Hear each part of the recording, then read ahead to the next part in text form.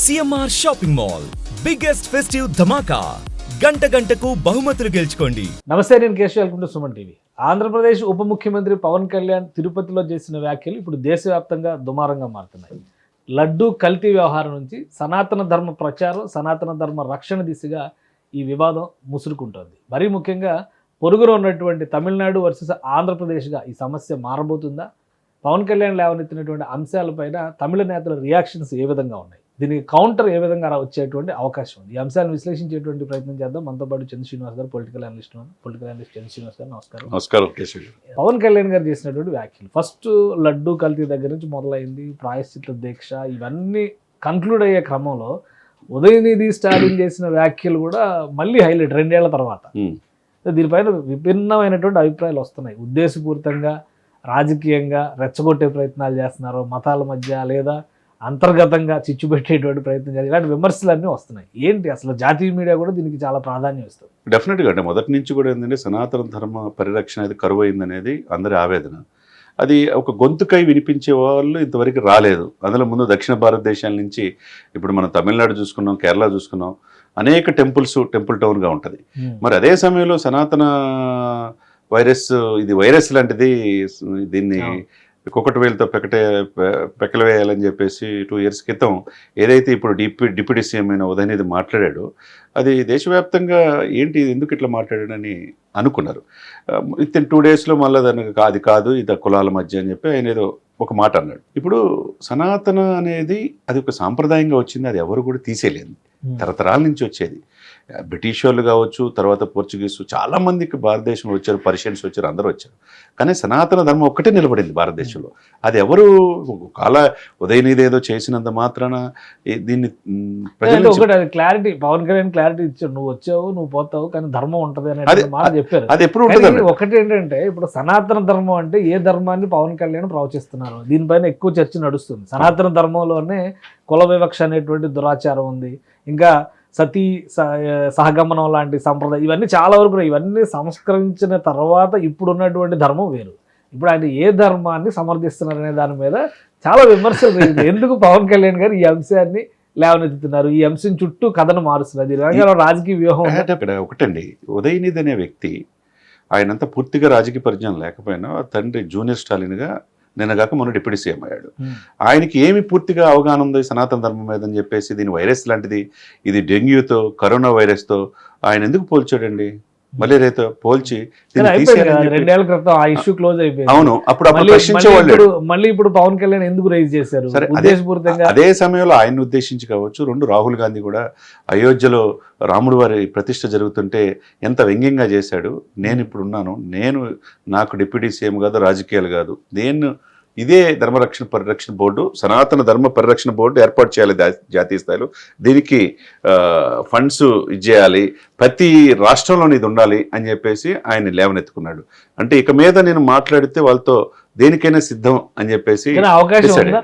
దేశంలో అన్ని రకాల మతాలు, అంటే ఒకటే, బయట నుంచి వచ్చిన మతాలు పక్కన పెట్టండి, మనం అంతర్గతంగానే చాలా మతాలు ఉన్నాయి. అవునండి, బౌద్ధులు కానీ, జైనులు కానీ, సిక్కులు ఉన్నారు, పుట్టినటువంటి మతాలే చాలా ఉన్నాయి. ఇవన్నీ కలిపిన ఫ్యాబ్రికే కదా ఈరోజు ఇండియా అంటే అనేటువంటి అభిప్రాయం ఉంది. మళ్ళీ సనాతన ధర్మం మళ్ళీ మూలాల్లోకి వెళ్ళడం అనేది, ఇప్పుడు ఈవెన్ ద్రావిడ పార్టీలు అన్నీ కూడా ధర్మం పరంగా విభేదించినా కానీ సంప్రదాయ పరంగా చూస్తే వాళ్ళు ఆచరించేది ఈ దేశ మూల సిద్ధాంతాల ఆధారంగా వచ్చినటువంటి అంశాలపైన. సింపుల్ సార్, ఇప్పుడు పవన్ కళ్యాణ్ గారు ఇప్పుడు లేవనెత్తింది కాదు, ప్రతిరోజు కూడా ఆయన దశాబ్దంలో అనేక సార్లు మాలేసుకుంటాడు, వారాహి హోమవారి దీక్ష చేపట్టాడు, హోమాలు చేస్తారు, రాష్ట్ర ప్రజలు బాగుండాలని కోరుకుంటారు, మళ్ళీ 11 రోజులు ప్రాయశ్చిత్త దీక్ష చేసుకున్నాడు, విరమించుకున్నాడు. తిరుమల సాక్షిగా ఎందుకు ఆయన చెప్పాడంటే, దీని మీద ప్రతిదానికి దాడులు జరుగుతున్నాయి, 219 దేవాలయాల మీద, హిందువుల మీద దాడులు జరిగితే ఎవరు ప్రశ్నించేవాళ్ళు లేరు, మనకంటూ ఒక రక్షణ లేకుండా పోతుంది. అదే గనక ముస్లింస్ మీద దాడి జరిగినా ఏదైనా ఇంకొక విషయం రాజుకుంది కదా, ఆయన ఎవరో ఎక్కడో అయోధ్యలోనే ఎక్కడో కామెంట్ చేసి, కాన్పూర్ లో కామెంట్ చేశారని పాత బస్తీలో ఆందోళన జరుగుతుంది. ఆ ఇంటిగ్రిటీ అసలు ముందు హిందువులో ఉందా? అదే హిందువులో లేదనేది ప్రశ్నించారు. మీరు మేల్కొనండి, 80% ఉండి 145 కోట్లతో జనాభాలో 100 కోట్ల మంది ఉండి మనం ఏంటి మనకంటూ సేఫ్ లేకపోతే ఎట్లా అనేది భావన. ఇదే సమయంలో మీరు అన్న పాయింట్ ఆఫ్ వ్యూ అంటే సనాతన ధర్మాన్ని చాలా ఇదిగా మాట్లాడిన ఉదయనిధి వాళ్ళ ఇంట్లో వాళ్ళ అమ్మగారు దుర్గా గారు, ఆమె తిరగిన గుడి లేదు, అంత శాస్త్రోక్తంగా హిందూ సనాతన సంప్రదాయాన్ని గౌరవిస్తారు.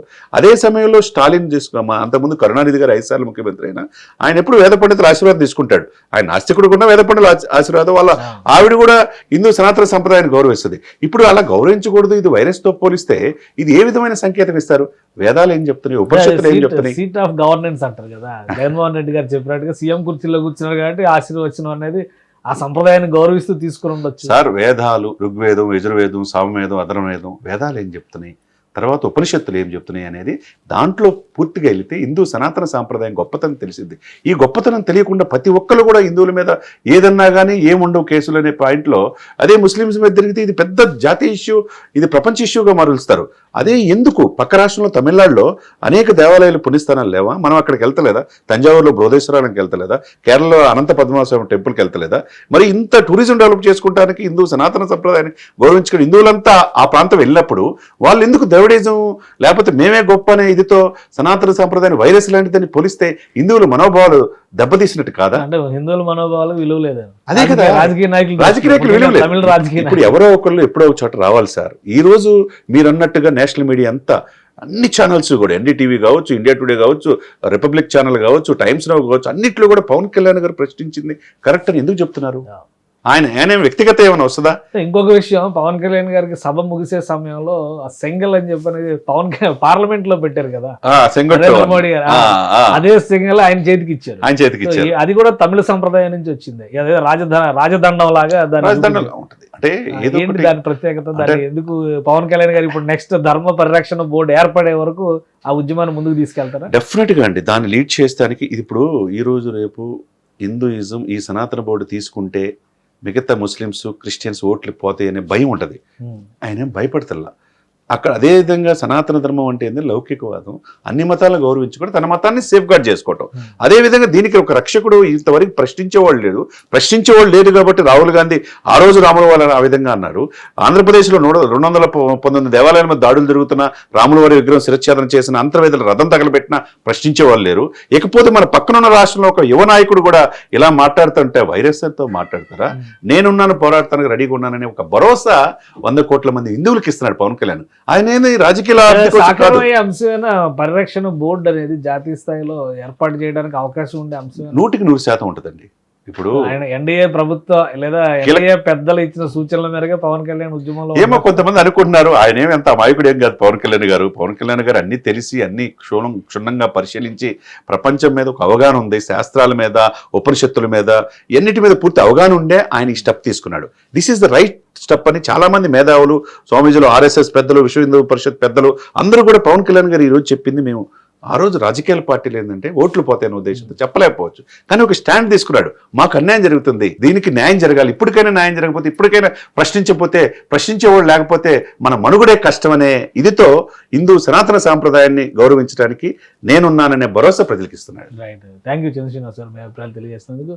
ఇది పవన్ కళ్యాణ్ చేసినటువంటి వ్యాఖ్యల వెనుక పెద్ద వ్యూహమే ఉందని చంద్రశ్రీనివాస్ గారు అంటున్నారు. అలానే ముఖ్యమైనటువంటి అంశాల పరంగా చూసినప్పుడు దక్షిణాది తమిళ సంప్రదాయాలపైన దేశవ్యాప్తంగా విస్తృతమైనటువంటి ప్రభావం ఉంది, ప్రాబల్యం ఉంది. అటువంటి విషయాల్ని గౌరవించేటువంటి క్రమంలో తమిళ రాజకీయ నాయకులు కేవలం ఓట్ల నాటకాలను మాత్రమే ఆడుతున్నారు. పవన్ కళ్యాణ్ నేరుగా ఓట్లతో సంబంధం లేకుండా మూల సిద్ధాంతాలను కాపాడేటువంటి వ్యూహంలోనే సనాతన ధర్మ ప్రచార బోర్డు అనేటువంటి అంశాన్ని లేవనెత్తారని చంద్రశ్రీనివాస్ గారు విశ్లేషిస్తున్నారు. ఇది special discussion. Keep watching. Suman టీవీలో మీ పర్సనల్ అండ్ బిజినెస్ ప్రమోషన్స్ కోసం కింది నెంబర్కి కాంటాక్ట్ చేయండి.